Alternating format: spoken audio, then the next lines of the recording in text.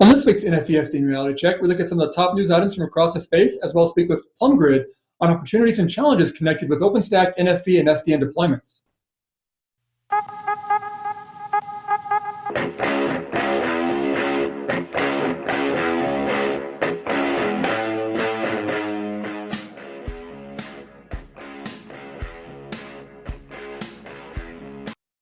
Well, thanks for joining us in this week's NFV SDN Reality Check. I'm your host, Dan Meyer, Editor-in-Chief here at RCR Wireless News. On today's show, we have an interview with Larry Lang, who's the CEO of PlumGrid, to look at opportunities and challenges connected with OpenStack, NFV, and SDN deployments. But first, let's take a look at some of the top headlines from across the telecom-related NFV, SDN, cloud, and software space in the past week. Well, ZTE recently announced a deal with China Unicom to cooperate on the development of SDN and NFV technologies with the goal of building on current trends to bolster China Unicom's network. China Unicom last year released its new generation network CubeNet 2.0 white paper, which included insight into a decoupled and intensive network architecture based on user and data centers. Based on those efforts, China Unicom and ZTE said they will cooperate using open source technology, application scenarios, product requirements, service applications, and market development of SDN and NFV technologies.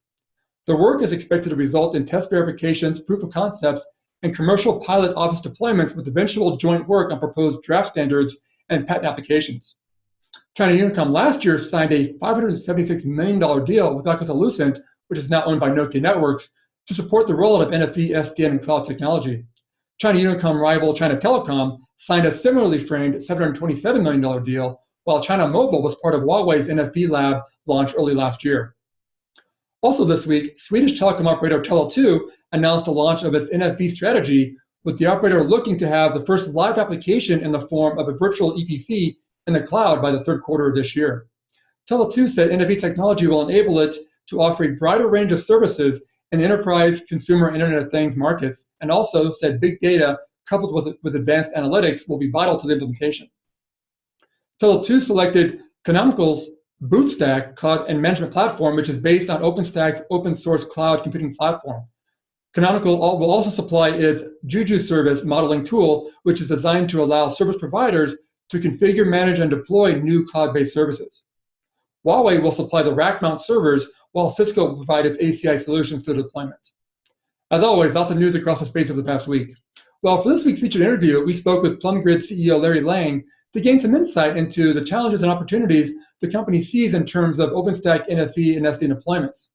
Lang also touched on PlumGrid's recently unveiled Open Networking Suite 5.0 platform with support for OpenStack's Kilo and Liberty releases targeting enterprises and service providers. Let's take a look at the interview now.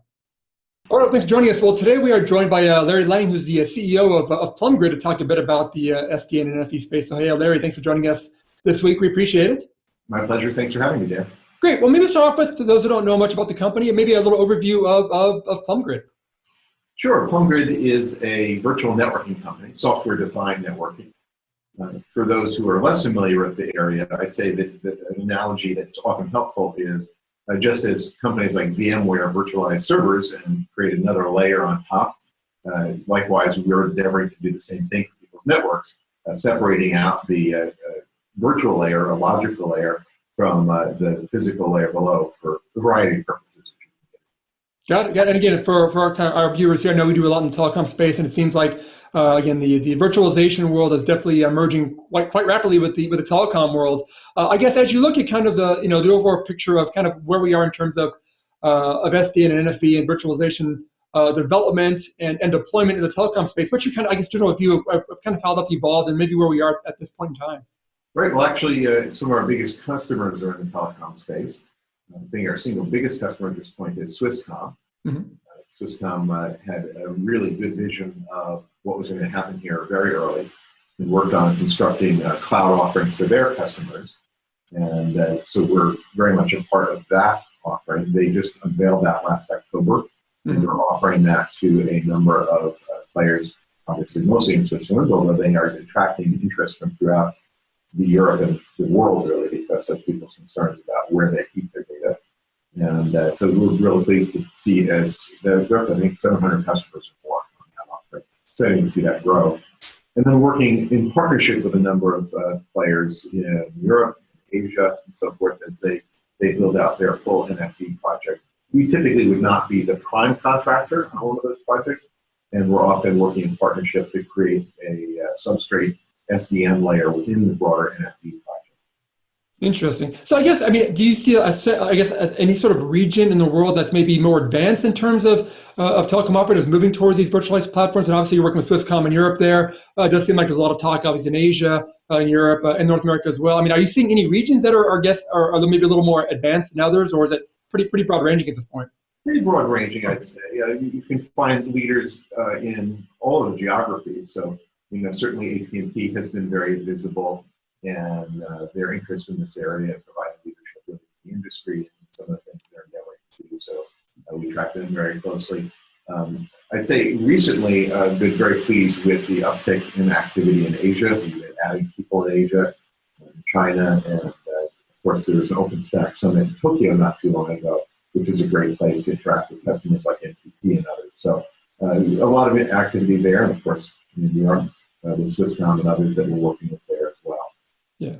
It's always good to have a carrier that's actually allows you to kind of talk about the agreements too. I know we talk to a lot of companies on here, and a lot of times they're working with these carriers, and it's kind of, they're kind of hush-hush at this point, but it's great to have operators. It seems to, in general, in the virtualization space, a lot of these guys are being a little more open about these agreements. Like you said, AT&T has been very vocal in North America about what they've been doing, so it does seem like it's kind of nice to be able to have, to put a big carrier name with what you're doing as well.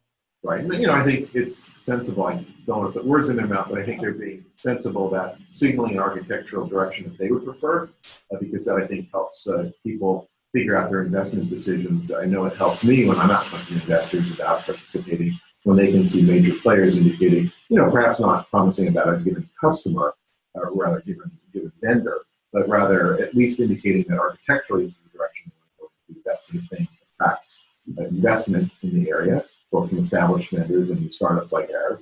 And I think that, of course, serves the business interest of AT&T and other service providers as well.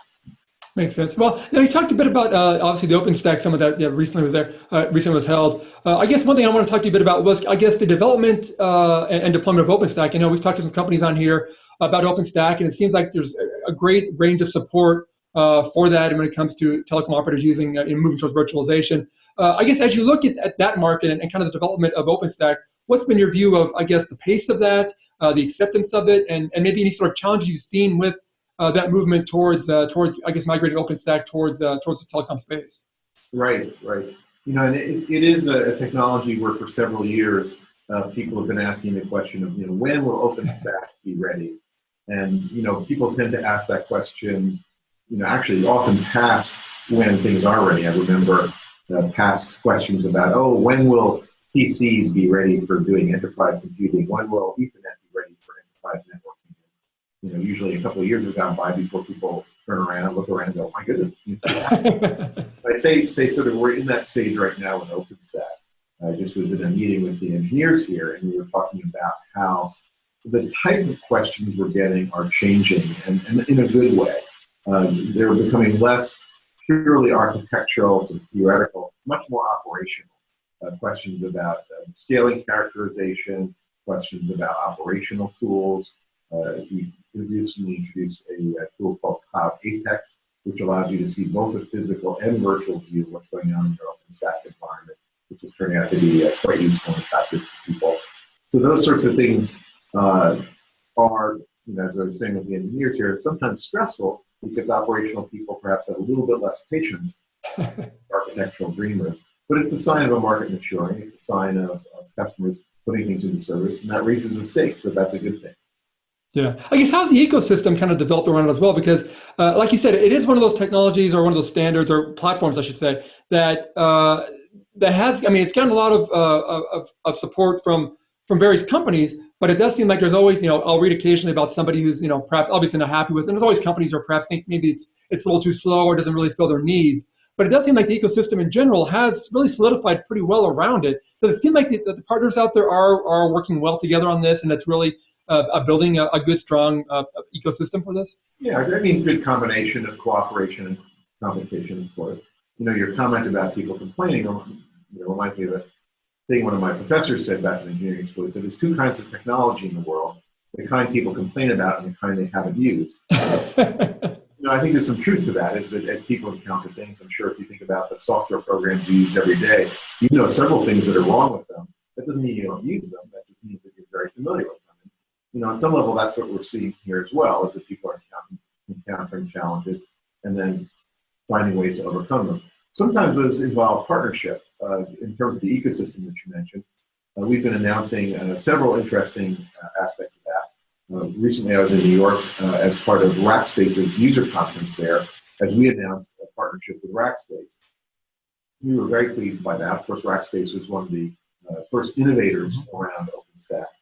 In particular, they have several hundred customers now for their private cloud offerings on OpenStack. And after testing a variety of SDN offerings, decided to include ours as part of that offering.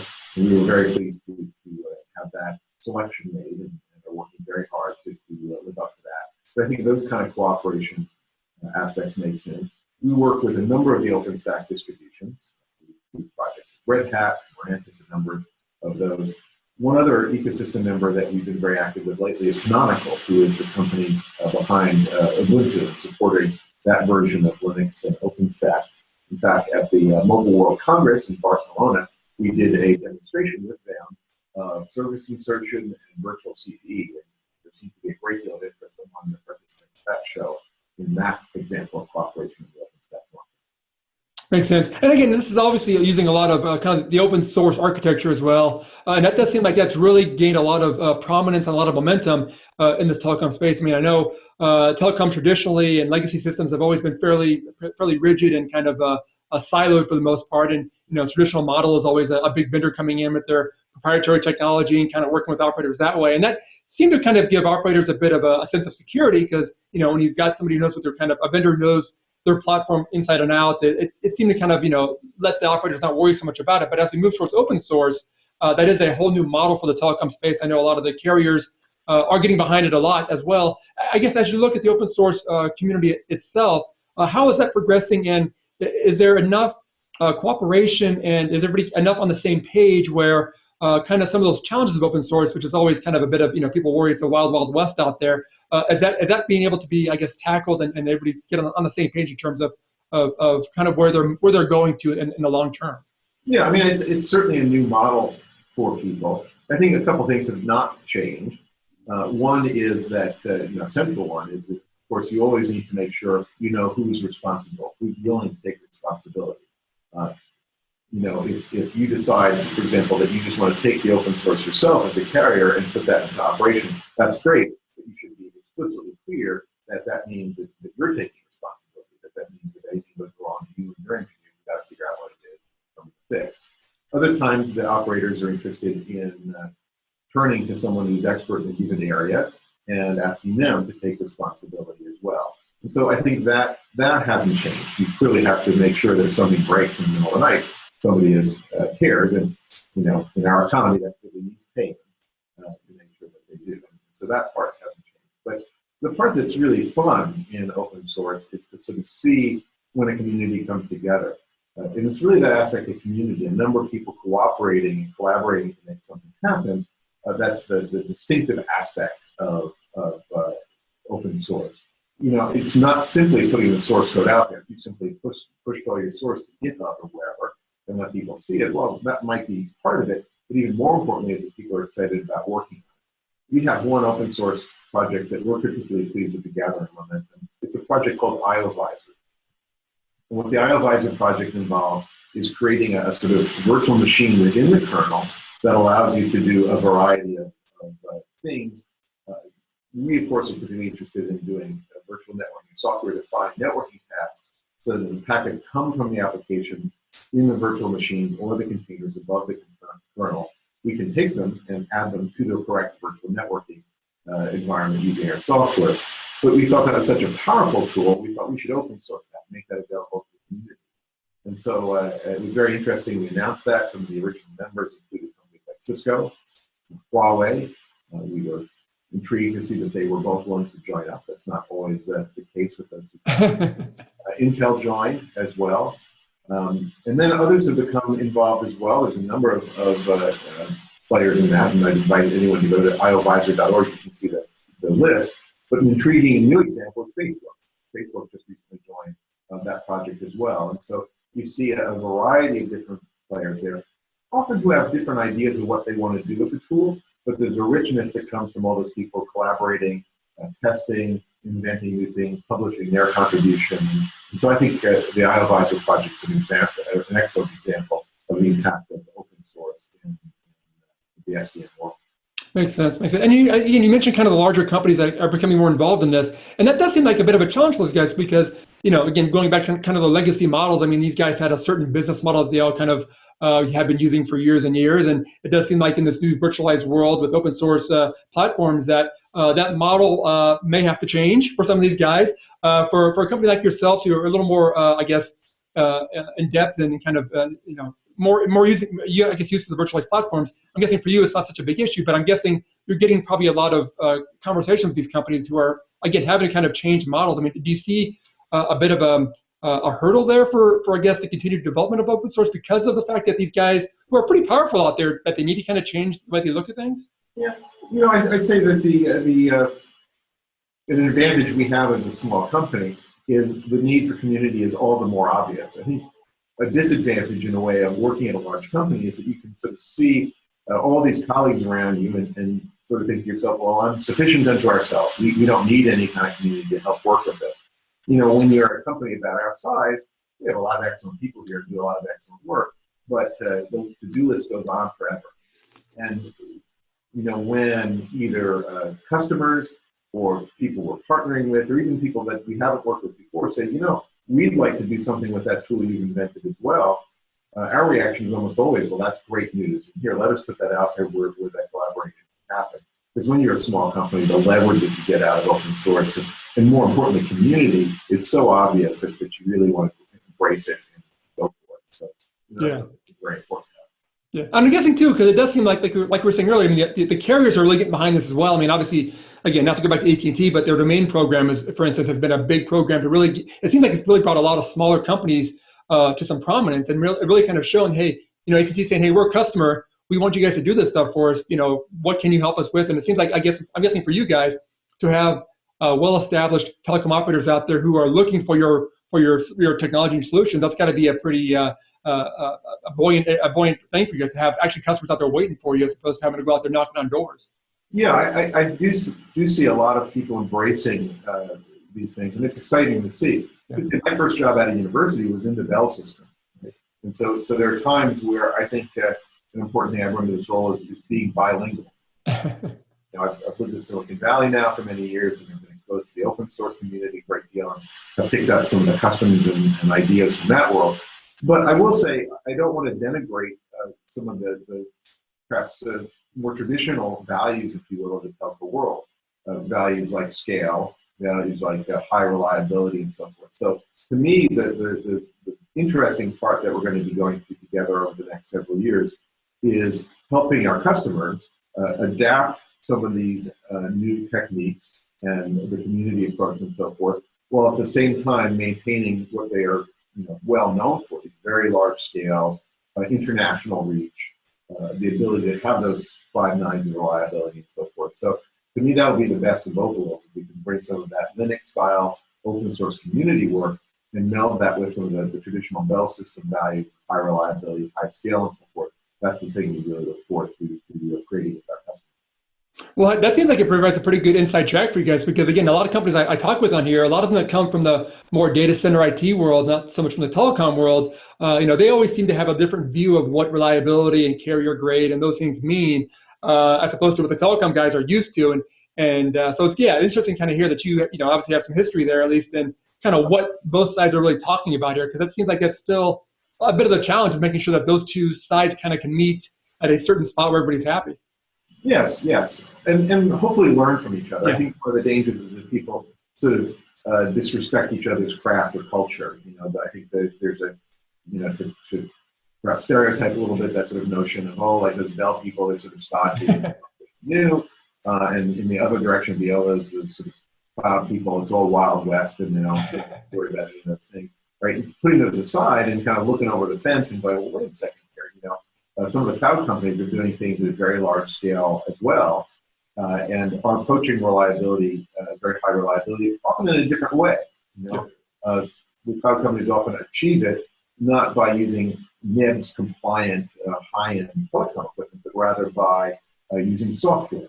Yeah. And using that software to create the kind of virtual networks that we do here at PlumGrid, for example, on very standard, not terribly highly reliable equipment, each piece of it. Right? But when we combine all those pieces together and write the same sort of distributed intelligence into the software, you can achieve those 5 nines that are typically associated with sort of traditional telco world, but using much more standard IT equipment, which has a great impact on cost and also on being on a great performance curve, which is, I think, leads to people. So hopefully we get that kind of creative combination as opposed to arguing indefinitely. Yeah, it makes sense. And that kind of leads a bit, I guess, maybe to another topic I want to touch with you guys. I know you guys recently launched the PlumGrid University program, which is kind of about training and certification. I know, speaking with a lot of different people in the OpenStack community, especially, there seems to be kind of a lack of OpenStack trained people out there, and that seems to be kind of something that's growing, it seems, as opposed to really getting filled. Can you talk a bit about that program and the importance of that in terms of kind of where we are, today, and trying to making sure that we have enough people who are qualified to really handle what's kind of coming down the road for these telecom operators? Yes, we've been very pleased by the uptake of that. We have a number of people coming through that. We're well into the hundreds at this point who are engaged with that and some path of taking courses and going through the certification about that. And we have people who are taking that. We also have the program we call Ignition, which allows people to download software and maybe just on their desktop begin getting some hands-on experience, because I think the concern is both out there. One is the training, that aspect of being trained on things and learning it formally that way, but also the hands-on experience. So we're trying to really address both of those sides of that. And we have people from all over the world participating in this, of course, in the US and North America, Europe, and again, here's another place where we're going to big uptake in the participation out of Asia right now. We're excited to see that. So that's wonderful. And, I'd say the other interesting thing that the people we have here working on PlumGrid University is gathering feedback, of course, every time we do it. This is another example where you can sort of see the OpenStack community, the SDN community, moving into more of an operational world. Because I'd say that in the past, a lot of the coursework and questions and so forth were more architectural. How does this all hang together in a conceptual way? Not that people aren't interested in that, of course, that remains of interest. But increasingly, the interest is how do I operate this? How do I use tools? Well, I mentioned our Cloud Apex, various other PlumGrid tools, or tools that are built into OpenStack to manage it, to troubleshoot it, to put people into service.